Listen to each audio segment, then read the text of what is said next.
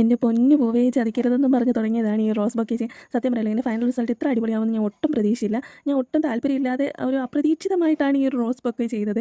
പെട്ടെന്നിരുന്നപ്പോൾ ഒരെണ്ണം ചെയ്യാമെന്ന് വിചാരിച്ചു. സത്യം പറയില്ല, എനിക്ക് റോസ് എന്ന് പറയുന്ന ഫ്ലവർ ഒട്ടും ഇഷ്ടമില്ല. ബാക്കി എല്ലാവർക്കും ഈ റോസ് ഇഷ്ടമാണെന്ന് പറയാൻ കേട്ടിട്ടുണ്ട്, പക്ഷേ എനിക്ക് ഒട്ടും ഇഷ്ടമില്ല. എന്താണെന്ന് എനിക്കറിയില്ല. പ്രത്യേകിച്ച് റെഡ് കളർ റോസ്. എനിക്ക് ഈ ഒരു പിങ്ക് കളർ റോസ് പിന്നെ ഇഷ്ടമാണ്. അപ്പോൾ അതുകൊണ്ടാണ് ഞാൻ പിങ്ക് കളർ ചൂസ് ചെയ്തത്. പിന്നെ ഈ ഒരു ബൊക്കയുടെ ഏറ്റവും വലിയ ഹൈലൈറ്റ് എന്ന് പറയുന്നത് അതിൻ്റെ തണ്ടാണ്. അതിൻ്റെ തണ്ടെന്ന് പറയുന്നത് ഞാൻ ഈ ഈർക്കിലുണ്ടല്ലോ, ഈർക്കിൽ ഗ്രീൻ ടേപ്പ് ചുറ്റി എടുത്തതാണ്.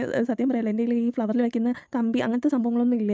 ഞാൻ പിന്നെ എന്തെങ്കിലും വേണമല്ലോ, അതുകൊണ്ട് പെട്ടെന്ന് എൻ്റെ മനസ്സിൽ തോന്നിയത് ഈർക്കിൽ. ഇനിയിപ്പോൾ മിക്കവാറും ജോലി ചെയ്യുന്ന ഈർക്കിലെല്ലാം എടുത്തതുകൊണ്ട് അമ്മയുടെ നടി ഉറപ്പാണ്. പോരാളിയുടെ അടിയിൽ നിന്ന് രക്ഷപ്പെടാനുള്ള വഴി ആലോചിക്കേണ്ടിയിരിക്കുന്നു.